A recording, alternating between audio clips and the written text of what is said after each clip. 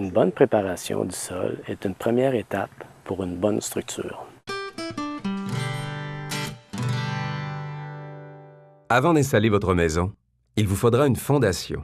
Et pour la construire, il vous faudra excaver. La préparation du sol est une étape cruciale pour s'assurer de la qualité du produit final. Pour nous aider à y voir plus clair, nous sommes allés rencontrer Yannick Michaud, ingénieur chez Actuel Conseil.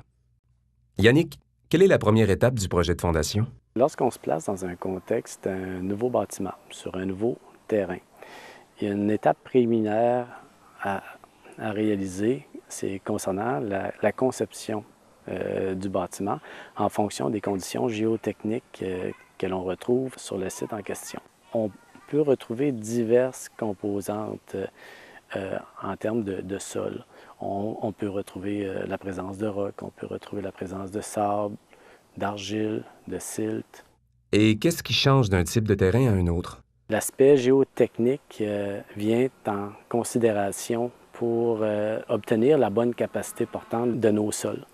On va se référer à la partie 9 du Code national du bâtiment dans le but de déterminer notre capacité portante des sols en fonction de ce que l'on retrouve directement au droit des excavations.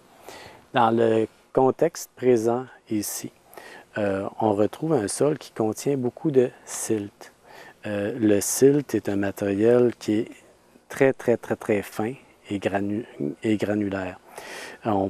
Le silt, une fois séché, nous permet quand même d'obtenir une bonne capacité portante des sols. Par la suite, sur le même site, ici, on peut retrouver différents types de matériel.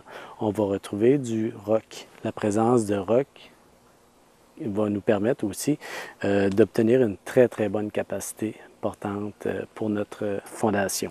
L'aspect granulaire des différents types de sols rencontrés lors de l'excavation va nous permettre de réviser la largeur de notre semelle en fonction de la capacité portante de ceux-ci. En général, les fondations d'une maison vont avoir une largeur d'environ 24 pouces, c'est-à-dire 600 mm, dans un contexte où la capacité portante est généralement bonne. Comment peut-on différencier le silt de l'argile? Dans l'exemple qui suit, nous sommes en présence d'un silt.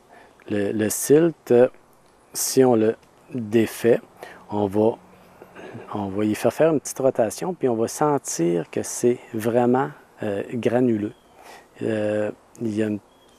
C'est granulaire finalement. Et puis contrairement à l'argile, qui elle va être beaucoup plus de la texture du savon, beaucoup plus doux au toucher. Le silt et l'argile n'offrent pas nécessairement la même capacité portante. Et les poteaux que l'on peut voir autour de la fondation, à quoi ça sert? La tige implantée par l'arpenteur va nous servir de référence tout au long de la construction.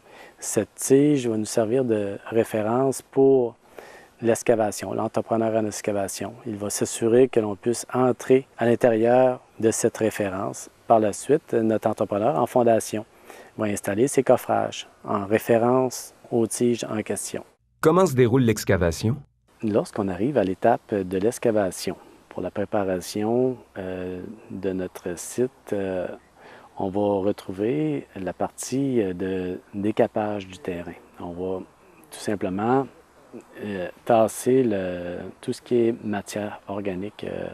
On va l'entasser dans un secteur. Par la suite, on va procéder à l'excavation du sol, du matériel granulaire qui, lui, soit qu'il soit évacué du site ou qu'il soit entassé sur le site pour un éventuel remblai de nos fondations.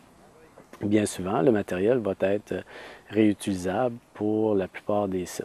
Sinon, on va importer du matériel granulaire lorsque le moment sera venu pour faire le remblai de notre fondation. Lorsqu'on est à l'étape de l'excavation, l'entrepreneur en excavation va procéder aux travaux avec l'aide d'une pelle hydraulique ou d'une rétrocaveuse. Qu'est-ce qu'il faut surveiller lors de l'excavation de sa fondation? Le client qui se fait construire une maison se doit d'être vigilant sur certains aspects géotechniques lors du moment de l'excavation. Il se doit de voir le fond d'excavation, son état. Y a-t-il présence d'eau? C'est quoi le type de matériel que l'on a? Est-ce du sile? Est-ce de l'argile? Est-ce que la nappe phréatique est rencontrée? Est-ce qu'on est sur le roc, le sable, le gravier? Ce sont tous des éléments à ne pas négliger quant à la bonne qualité de la fondation à venir. Le terrain est maintenant prêt à recevoir la fondation. Comme on l'a vu, la complexité et le coût de l'excavation dépendent grandement du terrain. Il est donc normal de réserver une partie de votre budget en fonction de ce que le test de sol révèle. Cependant, le montant exact ne sera connu qu'une fois l'excavation complétée. Les coûts varient en fonction des types de sol et de chaque projet. C'est la raison qui explique pourquoi votre constructeur propose une allocation pour l'excavation et non un montant exact comme pour les autres éléments de votre projet.